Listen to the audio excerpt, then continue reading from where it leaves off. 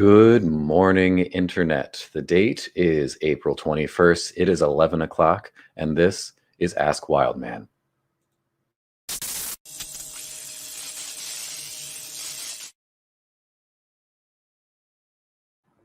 Hello, happy Wednesday. My name is Miles Bassett with Wildman Web Solutions, and this is Ask Wildman, an open Q&A discussion between my team and yours to answer any questions that you have about technology, marketing, business, hopefully demystify the world of technology just a little bit and put some good information out there.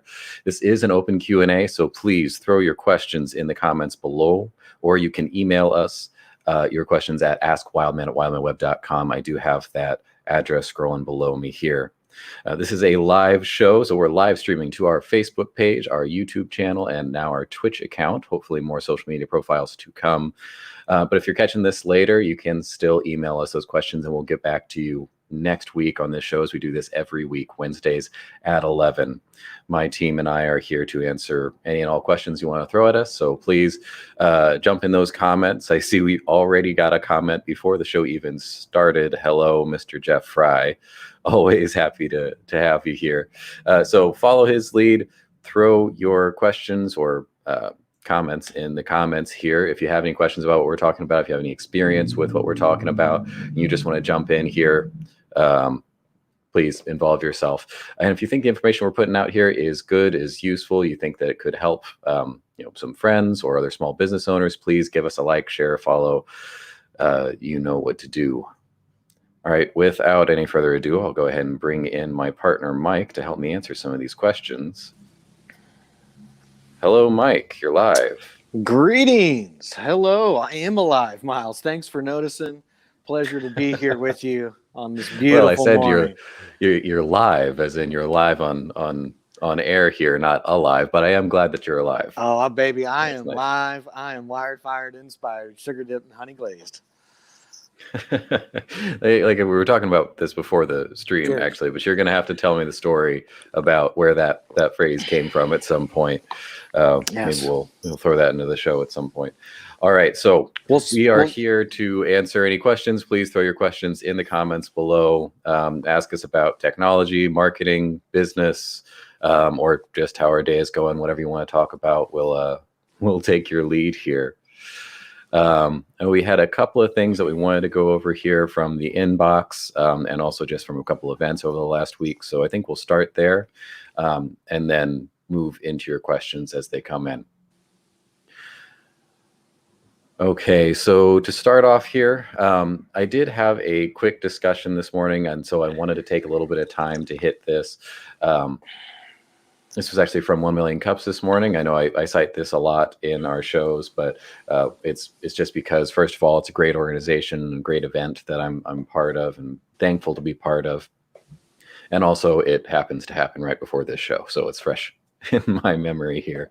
But we were speaking with a new business here in town, just started a couple of months ago, getting going, still kind of a part-time side hustle thing.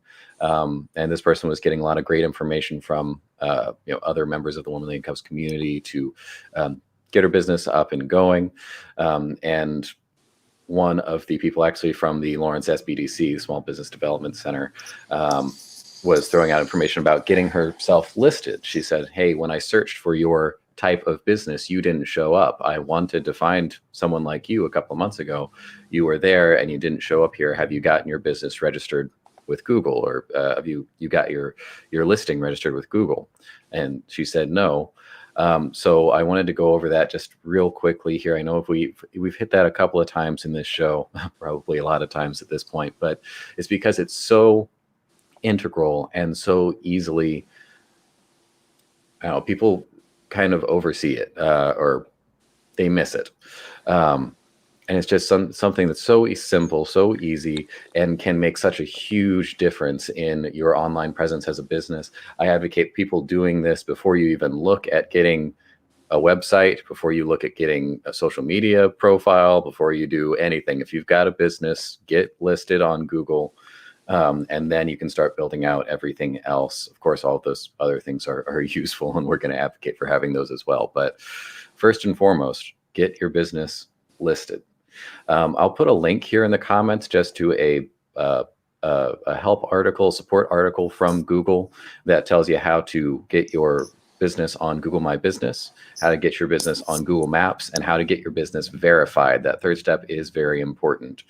There are a couple of missteps people can make in there based on what type of business you are, if you have a physical location that you want people to actually show up to, or if you are more of a service area business. If you are, you have regular open hours, or if you're just a by appointment only, more service related business. There are a couple of different settings in there that you can hit to make sure that you are listed properly. People are finding you, and then once they find you, they're engaging with you properly. So I'll go ahead and grab that article here and throw it in the comments for you. I just want to throw that in here at the very top because, again, getting yourself listed and verified with Google is probably one of the quickest, easiest, biggest wins that a new business or an existing business that hasn't taken advantage of this yet can do right here, right now, today, in probably just a couple of minutes. All right, Mike, do you have anything on the listing side of things while I pull this article up and throw it in the comments here? Just to make sure that you check your listings. If you aren't already actively managing them and working on them, we do have a free tool on our website where you can get a report on your listings, your SEO, everything else, because if you don't know it's broken, how can you fix it? So I'll just throw that in there. And yeah, also what you were saying about Google My Business, extremely important. A lot of local businesses are getting an unfair advantage, so to speak, right now if they are leveraging Google My Business, adding content to it regularly, especially blogs, things like that have keywords in it, and it's really helping them out because what was that? Anna had a great post on our social media the other day about, I think it was 29% of local searches end up being a purchase. Am I quoting that right, Miles? I think I'm pretty close, but that's a stunning number. It's let's call it almost a third of times that somebody looks in a local search for a product that they actually buy it based off of that search. And so it's just like that old Roy Williams saying, the customers who cost you the most are the ones you never see. It's the ones who are going to somebody else based off that search. And so, it's just like we've always been harping on, if you're putting up hoops for people to find you to give you money, you're going to get less money. So make sure that you're easily found wherever people may search you, but especially in the Google ecosystem. Yeah, so the stat there is actually 28%. You were off by 1 percentage point. Damn. But yes, 28% of all local searches typically result in a purchase. So that means that they are buying something somewhere. May as well be you. That's I think that was taken from one of our more recent blog posts that we put up on the website. I've put up a couple of posts recently over the last couple of weeks, specifically on search rankings. So if you haven't checked out our article section recently or our blog on our website, please go back there. We've put up a couple of great articles here over the last 2-3 weeks. But one of the posts in there one of the stats in there, I think we used in one of those articles. It was something like 70 something percent of searches of local mobile searches, specifically people searching on their phone, ended up with a store visit within 24 hours. Wow. So there's something about people searching for services on their phone versus searching for something on their laptop or on their desktop computer. Usually if I'm searching for a product or service on my desktop here, then I'm doing some research. I'm trying to find who I want, or maybe I just want to know a little bit more about something. I'm not quite to the bottom of that funnel, ready to go kind of decision-making process. But when I'm searching for something on my phone, I'm looking for something right now. I'm looking to find something. Mm-hmm. So there's something different about how people interact with the search ecosystem when they're on their phone.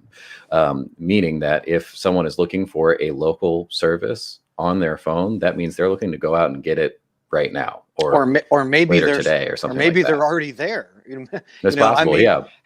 I know I've done this. How many times have you been somewhere about to buy something and you pull out your phone and you check what the price of it is at the competitor across town? Right. I mean, I do it probably once a week. So yeah, It's also while I'm out, if I'm driving around town and I want something or I need something, I finally, while I'm out around, I'm not at home, then I find out I need something, or we decide we want to go out to lunch, or I remember I needed to go do X, Y, or Z, then I'm looking that up on my phone and I'm going to one of the first places that I see, and I'm engaging with that business versus something else. There might be another one that offers exactly what I want at a better price with better customer service and everything right next door to where I am. But if that doesn't show up in my search on my little magic pocket computer here, then I'm going across town to the other one that did show up. Yep. So yeah, I just want to start off the show there with that little tidbit about Google My Business and getting yourself listed there.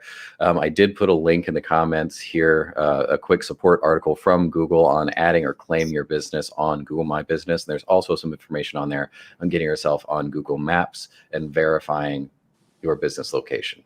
There's a couple extra steps in there. They'll send you like a physical piece of mail, a postcard with a verification code on there to make sure that you are who you say you are and you are where you say you are. Mm-hmm. That's how Google verifies where businesses are and they have the proper address. So literally send you a postcard with a code on it that you then have to enter it. So it can take a couple of days just for that part to happen, but everything else, you're talking a couple of minutes here. Yep. Just a no-brainer for any small business. Well, any business. I said small business in there because that's typically who we're talking to, but anyone who's doing business anywhere, you got to be on Google. And while you're at it, you should extend, and we talk about listings a lot, we should extend outside of that. But the first step should be at least getting yourself on Google My Business. And then outside of that, there are a bunch of other directories and a bunch of other listing services and map services and data aggregators. It would be very helpful for you to get your information out there on one of those. But at the very least, get yourself on Google. All right. Well, if anyone has any questions on that, if you need some more information on getting yourself listed on the Google My Business platform or in Google Maps or anything else about business listings, please throw your thoughts, questions, concerns in the comments below or email us at askwildmanweb@wildmanweb.com, and we'll get back to you there. But like I said earlier, our articles section on our website is rapidly expanding. We're putting lots of really great content there, including some of the information that we put out on this show, some of the stuff that goes out in our newsletter. Although if you're not signed up for our newsletter, some of the information in that only goes out in the newsletter. So make sure to sign up for that if you haven't already. Yeah, you get all the info in the articles and none of the rambling. So it's if you like the show, wait till you read the articles, folks. I thought that was the selling point of this, is the rambling and the bad jokes. That was the selling point of our live stream here. It's not the content. It's not the answers. All right, so let's move on past that. I wanted to give you an opportunity here before we move on. I know we have a couple of questions that come in, 2 days ago. So I definitely want to hit those in that discussion that we had before this, but I wanted to give you a chance to expand on, or finish up some of the points that you were making in last week's show. You were talking about audio branding and branding yourself with sound, with voice, with audio. And we only had like 8 minutes to go through all of that. And so I said, we'll wrap this up and maybe hit this next week. I wanted to see if you wanted to extend on that or just put a button on that, make a final point here. Sure. I totally forgot all about that, Miles. You sang the McDonald's jingle and everything. Oh, right. You were real invested in this. I wanted to give you an opportunity. Okay. Yeah, especially for being a former radio guy. I think this was like a really interesting point where digital marketing in the digital space is kind of converging and hitting some of the, I don't know, not really old school, but more traditional marketing tactics that we saw before. Those jingles, we were talking about the pizza shuttle jingle, where they had given themselves that audio branding that stuck with them throughout the decades. Right. And now with the advent of voice technologies, you're seeing this resurgence of audio branding in an entirely new form. It's reincarnated itself. Okay. Yeah. I remember what I was saying now. Yeah. 100%. So, And this will actually, I have some audio related news, so maybe Perfect. I'll just segue into that. We totally meant to do that. 100%. So sonic branding is basically just what your brand or what your company sounds like. When somebody hears it, what do they hear and what do they feel? What messages are being conveyed? And it's extremely important, and it's overlooked, I would say, in much respect, because in a lot of times audio is in the background. It's subliminal, it's subconscious, but it does not mean it's not important. It's actually extremely important, and I think that I referenced the recent Yale study. I think I talked about this briefly on the show. As we were ending up last week, that there was a recent study out of Yale that basically said that when somebody hears audio only as opposed to audio with video or with images, that they believe more of it, they retain more of it, they take more action based upon it. And there's a lot of reasons for this. I'm not going to go into it all and try to keep this not in a rabbit hole. But the bottom line is that this isn't the first time that there's been research about this, and actually that audio only as a format is extremely powerful and it's extremely persuasive. And there's just something about the human brain that reacts and focuses when it's in an audio only component. And so when we talk about this in terms of marketing and how we utilize it, we can understand how it's extremely important. If this is the thing that, above all else, that can make people remember my message, take action about my message, and believe my message, then I should probably be thinking about this as I'm thinking about my overall branding. And to Miles's point, that there's a lot of things happening in the voice space, technologically, but also, just in social media today and in video and how we're using that in small businesses and large businesses alike, that audio is playing a key component. And it's much deeper than just a jingle. That's what most people think about when they think about audio and businesses and advertising. But your sonic branding is usually it's a lot more subtle than that. And I did use the example of McDonald's, which I think is a really good one, where they have the same little I'm loving it, incorporated throughout all of their branding and all their marketing for years and years and years. And so that's their sonic brand. And so I think that it's worth, thinking about, even as a small business, how you're going to craft your sonic brand. But it's going to become even more and more important to think beyond just a branding piece or a jingle, and how am I communicating, how am I messaging, and how am I engaging with my core audience through audio only. And so, we've been talking about this app Clubhouse pretty much ad nauseum, over the past few months on this show, and there's a reason for that. And we did a little bit of a deep dive on voice a few weeks ago and all the different technology that's being incorporated with voice. But basically, voice is the next step in the technological revolution. It's not going to replace video or anything like that, but it's going to be built on top of the current layer of the internet, but in a new way.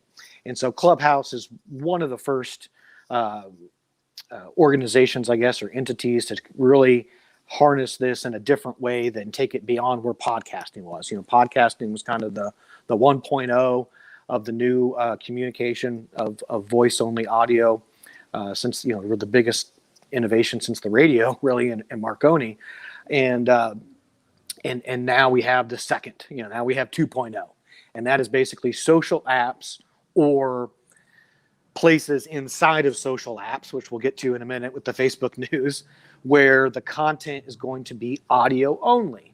And people can come in and out of conversations. They can just listen. They can join the conversation.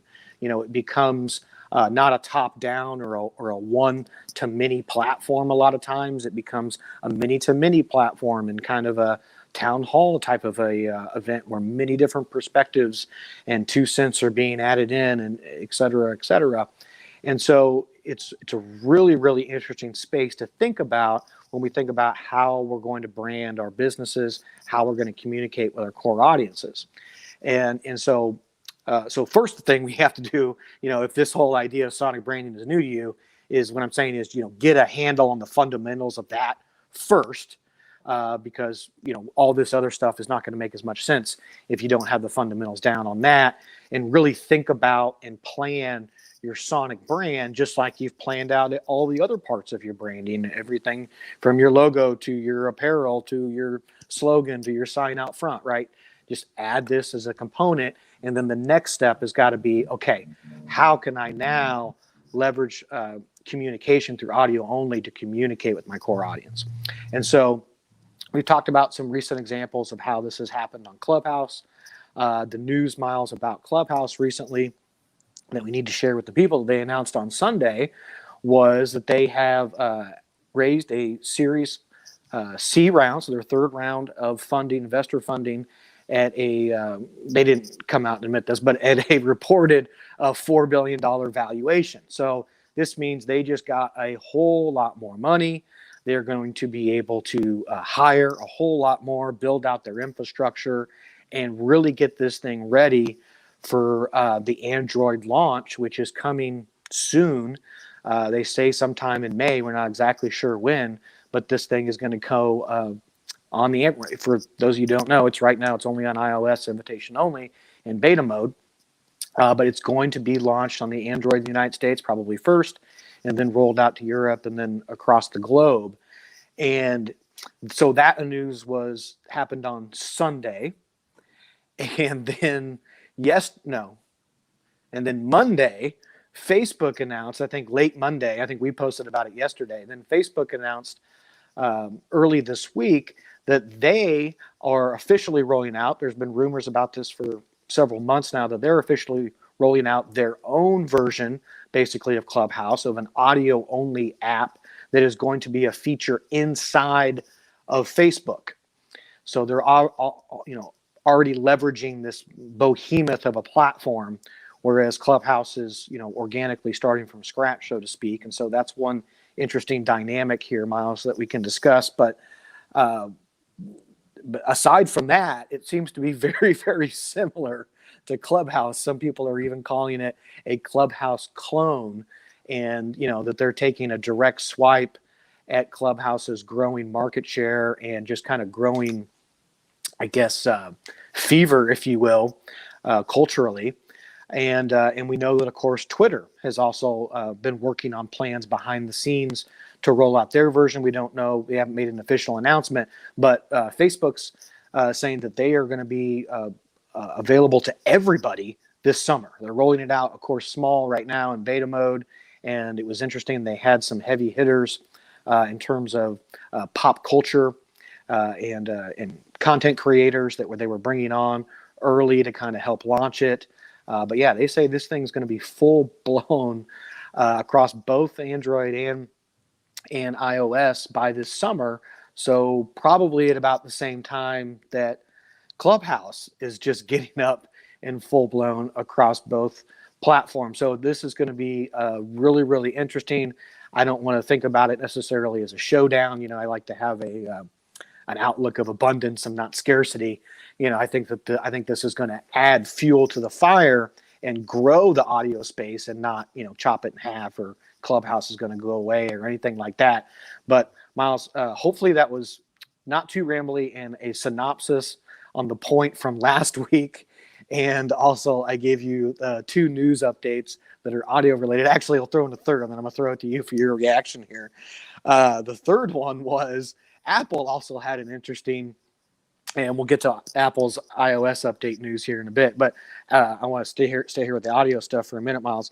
Apple had an interesting update on their podcast side of things yesterday, that they are going to offer a subscription model for podcasters to directly monetize their podcast through subscription-only content that is only going to be available on the Apple and iOS podcasting platform.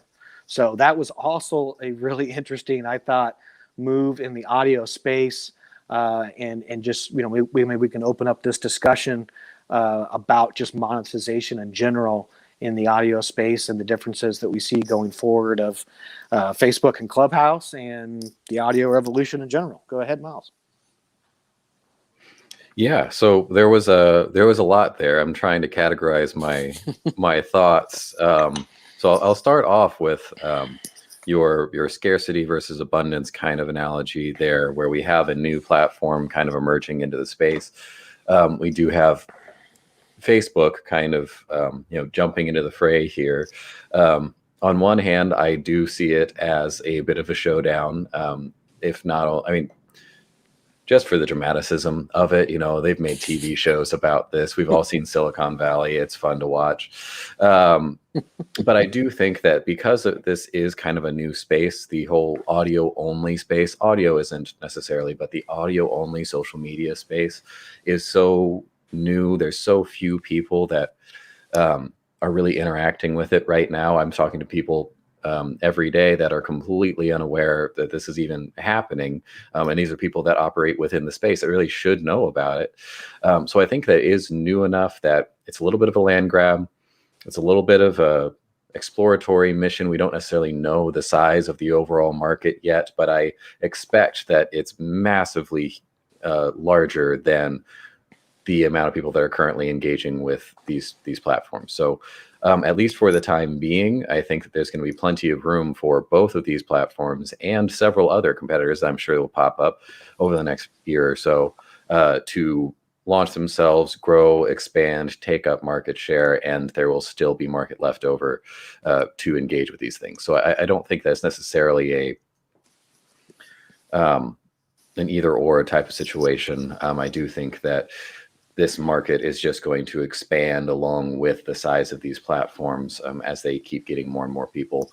I do think Clubhouse has drummed up enough excitement around it. There's a certain amount of hesitancy around Facebook in general, just because they're so huge.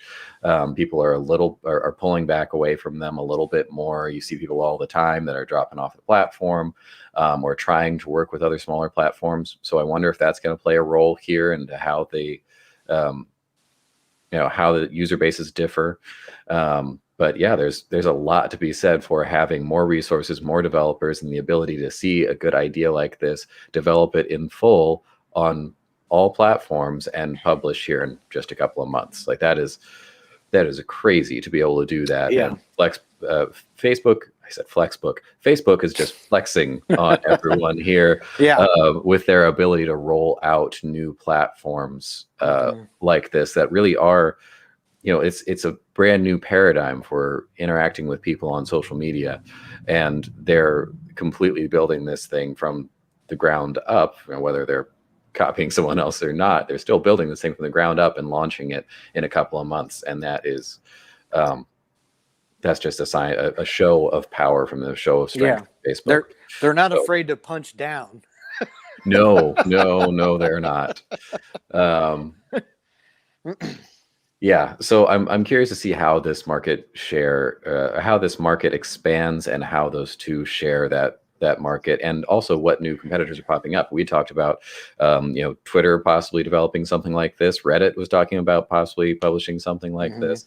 Clubhouse was kind of the first name here, but they're definitely not going to be the only name in that space for long. Yeah, and then there is another one. I'm blanking on the name right now, but there is another. It actually was a competitor to Clubhouse that launched, I think, over the summer, but it didn't gain the traction, obviously, nearly as much, and so I think it still has a really small user base.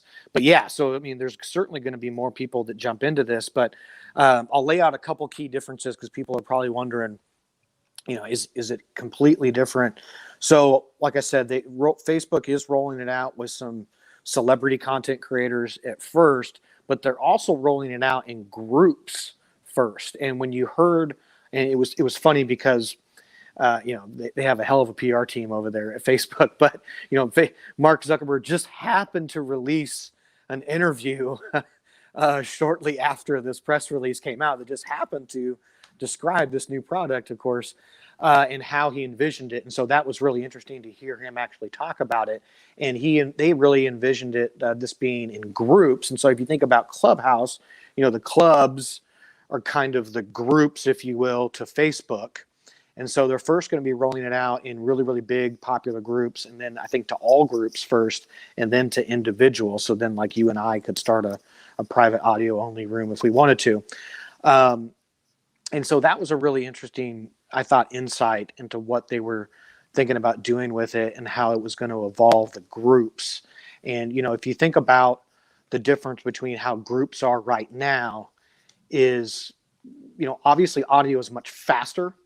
We can have this back and forth, and we can do that if people are sitting by their keyboards or on their phones, just answering comments back and forth. But yeah, but how many times a week are we texting back and forth, and finally one of us just decides to call the other one and saying, "Sorry, my thumbs are getting tired from doing or this. Let's just talk." Yeah, or it's several hours in between responses, or sometimes days, and things are getting lost in translation, and so it's going to be really, really interesting. I think people will gravitate towards audio, and so once that happens, back to the abundance and scarcity thing, I think people are going to realize, oh, wow, like actually communicating with audio is really cool.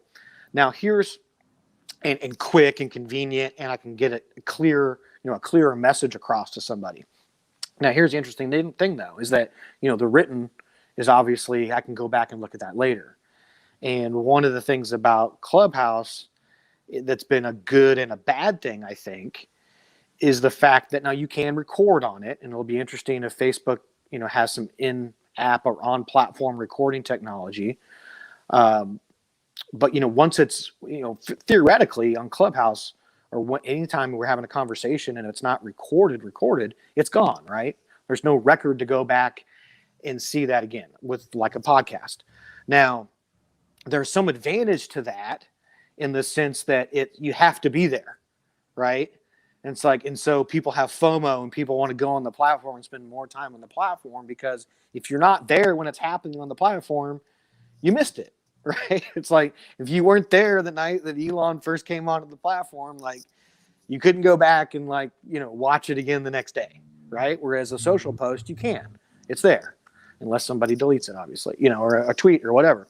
So that's an interesting, just kind of how the spontaneity of it kind of works for and against it, and what will each platform do to accompany that. But I think that, just back to the point about just more people coming into the space. Yeah, I think more people are just going to find out that talking is the most natural thing in the world. And, really, it was like we can talk before we can write. And so I'm going to communicate that way. And then that will, I think, it lead to more, people going over to Clubhouse. I think Facebook is actually going to increase Clubhouse instead of take people off of it. Yeah, and then you have the whole stigma about Facebook in general. How's data being stored? Things like that. Clubhouse has been really adamant about saying that they're not storing people's data. There's been some pushback against that, but that's what they say. And so, yeah, will people be able to go over to that platform and feel more comfortable about sharing things? And then, the other thing that kind of comes to mind, Miles, is this, this whole idea about, the blue check marks and the verification and like all that, and so like, and just, I always think about things in terms of a land grab in this situation, right? And so like on Facebook, a lot of the land is primarily grabbed, right? And like, and like the big fish are on Facebook. Whereas I feel like on Clubhouse, it's a little bit more of the Wild West. It's a little bit more open, it's a frontier, so to speak. And not anybody, you have to be talented, you have to be good, but people can go on there and start with nothing, because everybody pretty much started with nothing, and build a following there, and the algorithm is maybe a little bit more organic, if you will, where on Facebook, is my group, if I start a group tomorrow, it's never going to have the pull in the algorithm that a group with 10 million people that's been there for 5 years is going to have, right? So I don't know. I'm rambling. Go ahead, Miles. Well, I did want to tie this into your other point about monetization. Yeah. There are, obviously, Facebook already kind of has its monetization strategy built in there. We're talking about Facebook ads all the time, an incredibly powerful advertising tool. I don't think it's going anywhere anytime soon. But have you heard anything about the monetization routes or options on audio only platforms, whether it's Facebook's audio only platform or Clubhouse or other similar competitors that are popping up here? Is there going to be ad space there, or are we more talking about like in the radio world or podcast world where we're doing audio spots or just individuals giving references or citing certain companies that are sponsors of that person, of that personality, of that show, of that business? Have you heard anything about that, or what's the news there? Yeah, so we can move into the iOS thing after that. Okay, yeah, so that's also an interesting point of probably differentiation between the two, is that Clubhouse has been adamant that they're not going to adapt an ads platform. They're not going to basically do interruption advertising and make you listen to something or something, a sponsor or something like that before you enter a room. They did just release some monetization directly for content creators, and their motto has been creators first. And so everything they do is to empower the creator. And so that's, I think a really interesting just point of view that they have. And so, what that's basically going to do is it's going to put the power in the creator's hands. So that's not saying that you're never going to have to pay for content, but that's going to be decided about the creator. Like the creator could start a private club that they charge you to get into, but Clubhouse itself is not going to take ad money from Chevy and make you listen to a Chevy ad before you go into a club room to listen to something, is what they say. They don't want to do that model. That's obviously the Facebook model that they've built everything else on. So you would think that is going to be what's going to happen on the audio side of things, especially since it's built into the platform itself. I mean, this is basically just going to be a feature that you're going to have eventually as you're doing whatever else you do on Facebook. So, Yeah. So I'm seeing some very interesting developments there. That's really going to, I think, shift the paradigm of advertising. Where I think we were initially talking about this months ago. I think it was more in the context of Parler at that point, but then that whole thing exploded for other reasons. But the advertising system that they were proposing there, I had predicted at that point that it was going to start growing and more platforms were going to start adopting this. And I like how you identified it there, and that is creator first style marketing, which really opens it up to two different marketing tactics there. And that is the subscription model, or pay to play model, where you would pay to get access to a particular creator or to a particular club. And then the other side is more what I was talking about before, where you would have a citation from a particular creator, or you would approach someone that has a popular club on Clubhouse and say, hey, if you will recommend my product to your followers here, to your audience, then I'll give you X amount of dollars to be the sponsor of everything here.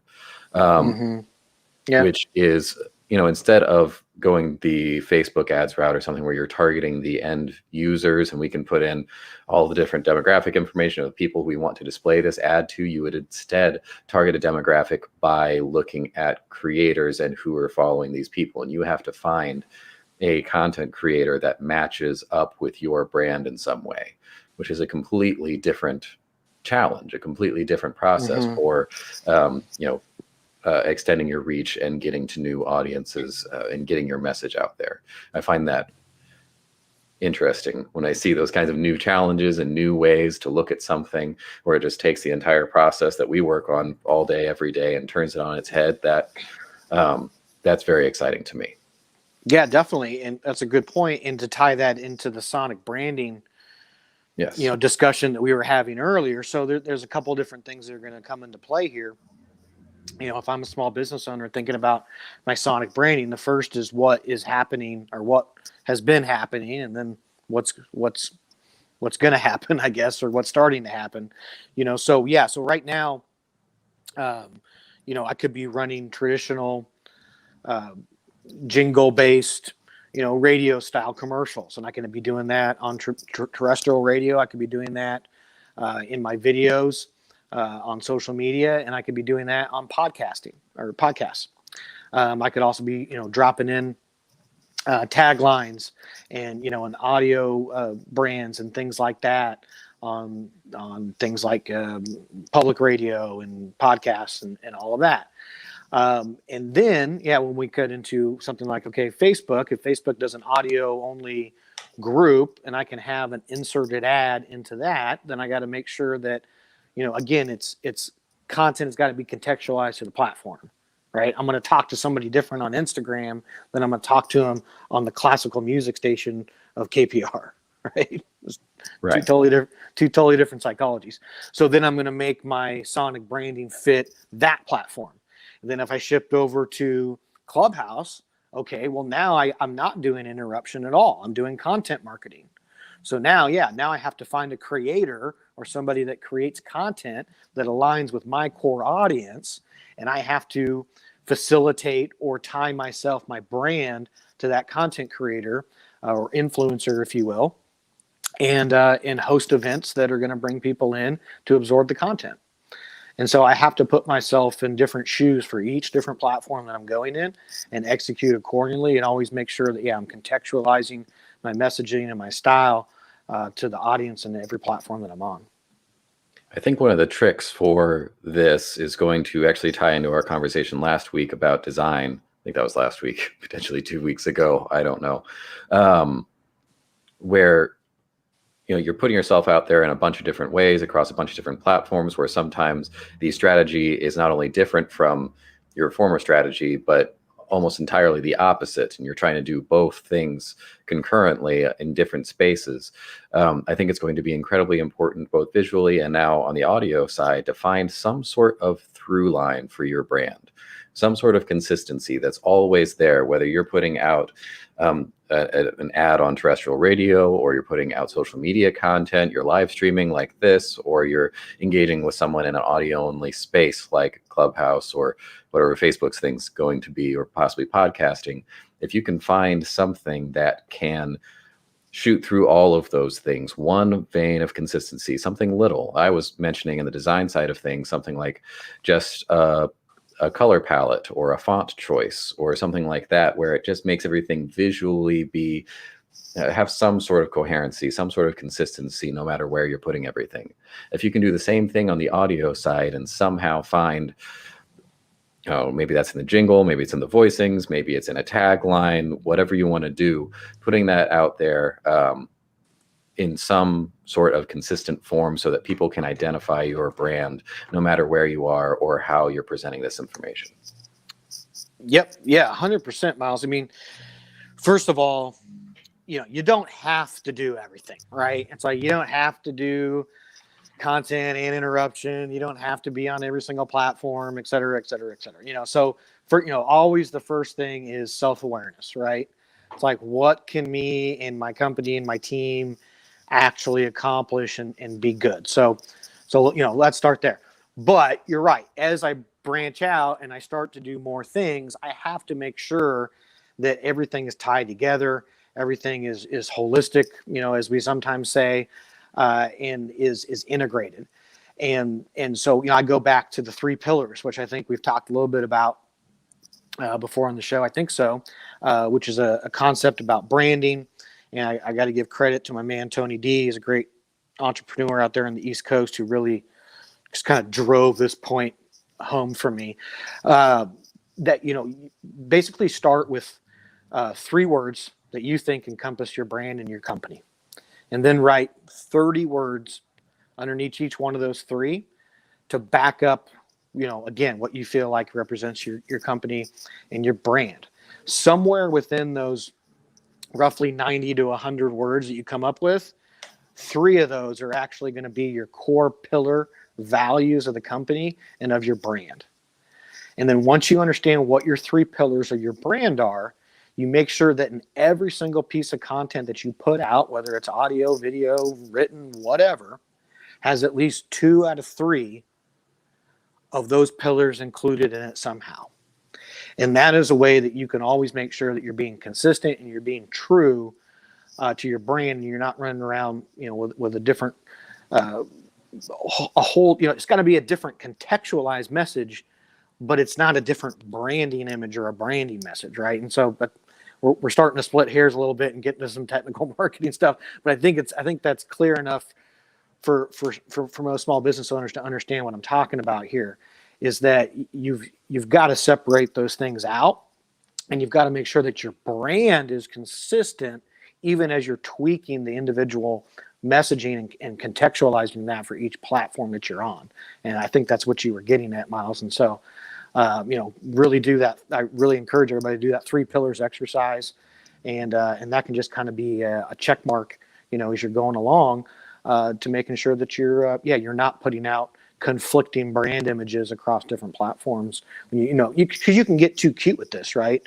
It's like I could go really too cute one way or the other and do something on a platform that does not represent my brand properly, and then I'm just doing damage to my brand equity in the long term. Right. It's like our conversation about visual design before. You don't want to just slap your logo on every single visual element that you put out there. That's too direct, even though that is a consistent visual element. You need something a little bit more subtle. I think that's where you were going with, too cute on something, where, you want to do something a little bit more subtle, a little bit less direct. And the tips that I was giving there were just be consistent with your font choices or your color palette. So maybe you're picking some colors from your logo and utilizing those throughout all of your visuals. And in your audio, it should be a similar choice here, where you're not just doing something direct, you're building something specifically for each platform, but make sure there is some sort of through line there. What you don't want is to present some sort of multiple personalities on different platforms for your brand. You want it to be clearly the same person or the same business represented in different ways, in different mediums across different platforms. So if you got any tips on that, if you have any experience working with your own brand or representing yourself online in audio or visually or anything like that, please throw your comments in below. We'll feature those here on the show. If you have any questions on anything here, technology, business, marketing, etc., comment below. Or if you're watching this later, you're not catching us live, then please email us at askwildman@wildmanweb.com. I think we did have some questions coming in from a thread we were talking about earlier. Mike, did you kind of want to hit those as we're coming to the end of the show for today? I think. Fire them away. I'll try to not pontificate and answer them quickly and directly. I'll try. No, I think you had a list of questions over there. Oh, okay. Sorry. I thought you said I don't have the things. No, I thought you said you had some questions coming on the chat, which I can't see right now. So.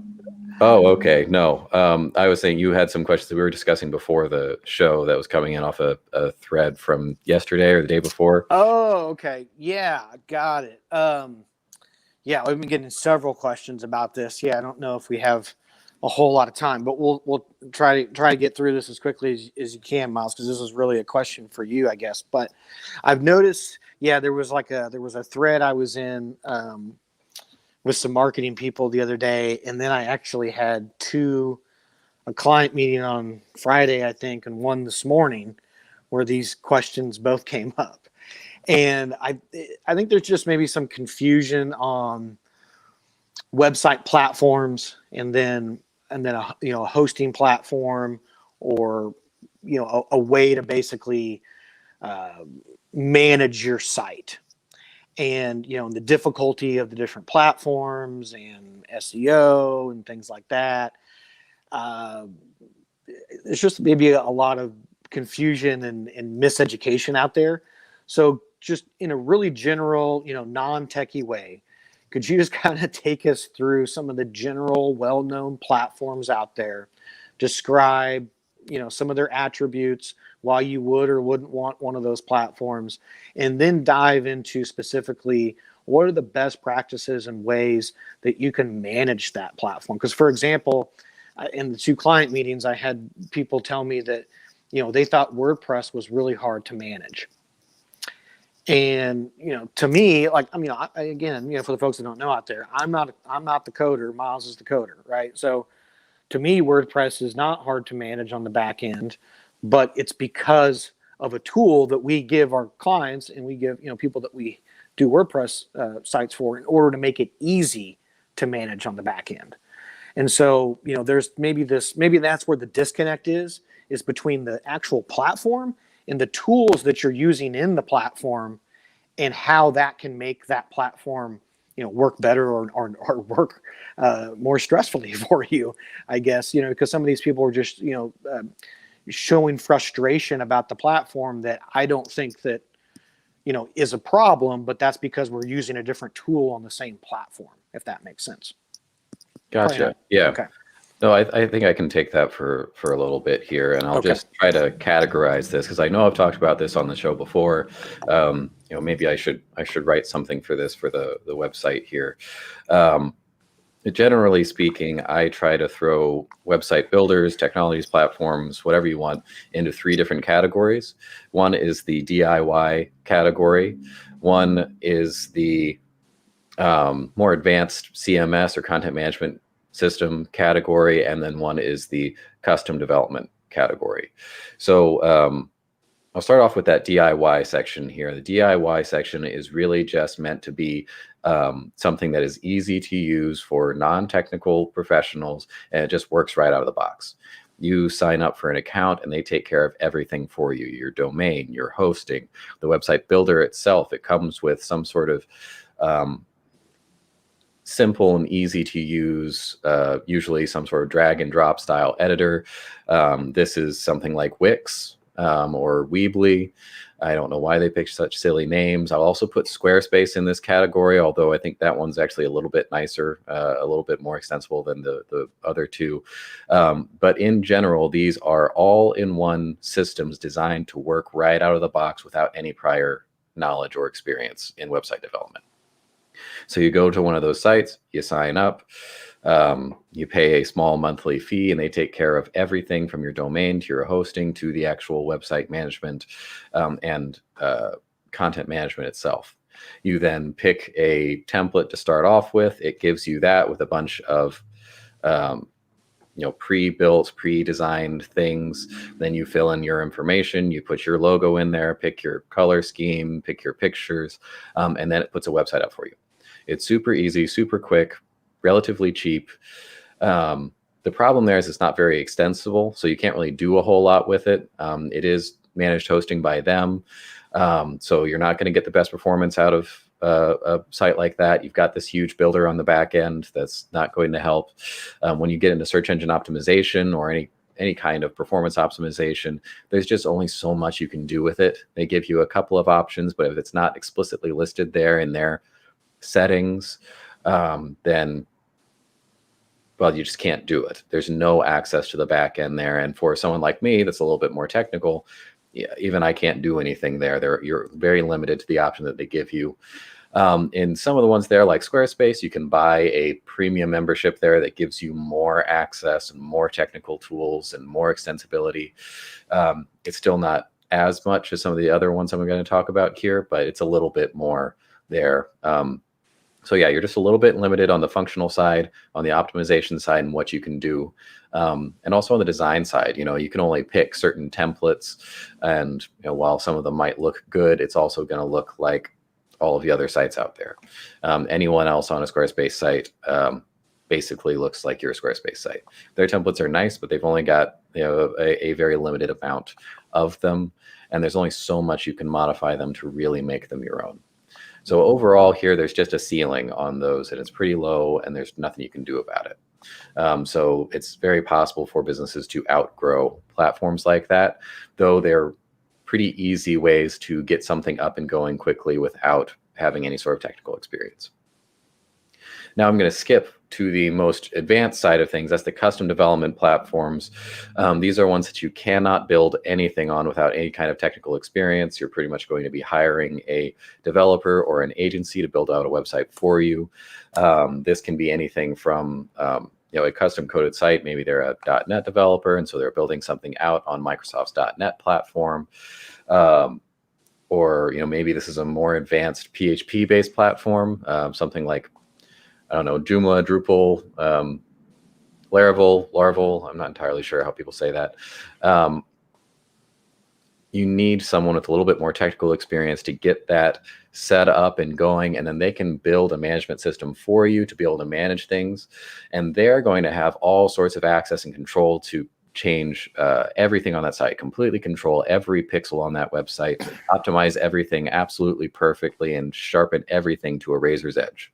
But you're not going to have that much access to everything there. You're not going to be able to do very much outside of the functions that they have explicitly built for you to be able to manage. Maybe they built a module on there for you to be able to upload your upcoming events or post blog articles or something like that.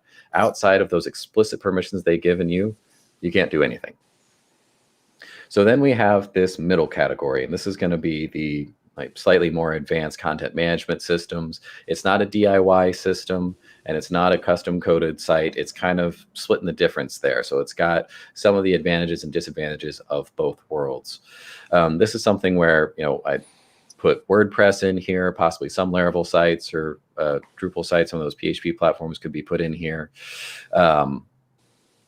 Overall, there's a little bit more of a learning curve for setting it up, but it's really more how you had presented it here at the very beginning. If you have the proper tool set to work with these things, and maybe you have a little bit of help getting something set up initially, then you can work with this thing a lot easier. You, as the business owner, as a non-technical professional, can have a lot more control over the actual site content, over the site management, just like you would in a DIY site. But it's not going to be quite as functional right out of the box. There's going to be a little bit of setup there, a little bit of learning curve. Either you need to figure some stuff out there, or you need to work with a professional, work with a developer or an agency to get this set up for you.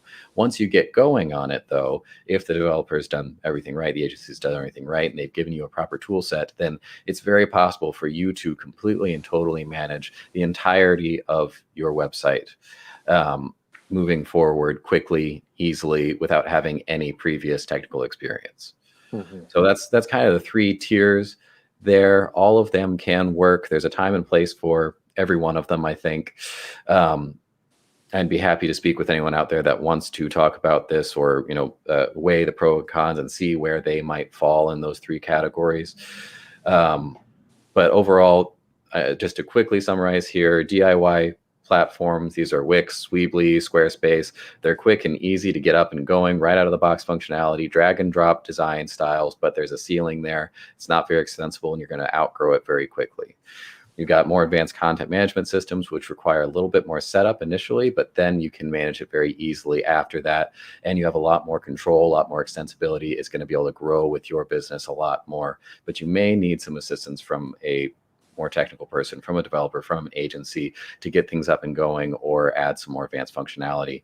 And then you've got custom coded stuff. This is where you're completely relying on a developer, on an agency, someone to build something from scratch specifically for you. You might not have as much control in the day-to-day operation and management of the whole thing, but if you're working with a good developer, with a good agency that can manage this thing for you, then they can do absolutely everything with this. They can fly you to the moon with this piece of software here. So hopefully that's not too much information here. Nope. And I got 1 minute over on the noon line here. Good job, Miles. And just to give quick examples for each one of those levels. So the do-it-yourself would be something like a Wix. The middle would be something like a WordPress, and Laravel .NET, application would be something like the high end. Yeah, I think that's pretty accurate there. Okay, well, hopefully that clears up some confusion for some folks out there. Appreciate you going through that, Miles. Yeah, and maybe we can take a deeper dive into that, or I'll write a quick article on the website for it and share it out with everyone here. But if you have any specific questions on platforms, or which one's going to be the right platform for you, there's a ton of choices out there now, so I totally understand the confusion and not necessarily knowing which of those categories platform falls in, or that your business falls in right now. So I'm more than happy to answer those questions for you if you want to email us, or go to our website and learn a little bit more there. Maybe we'll talk a little bit more on this in future episodes of Ask Wildman. Sounds good. Well, I think we'll have to save the Apple iOS update for next week, because we're running out of time here. But just everybody keep getting that first and zero-party data out there. Absolutely. All right. We'll leave that as a teaser here and hit that next week. We'll be back live next Wednesday, the 28th at 11. Until then, Mike, thank you very much. See you. Thanks for watching. All right. Thanks for everyone out there. Again, if you think this information is useful, if you find this helpful, then please give us a like, share, subscribe, depending on what platform you're on here. If you're watching this later, you can still engage with us by emailing us at askwildman@wildmanweb.com. I have that address scrolling below me here in the crawler if you want to grab it. Otherwise, we'll be back here next Wednesday at 11 to answer your questions for another episode of Ask Wildman. So I will see you then. Thanks for watching.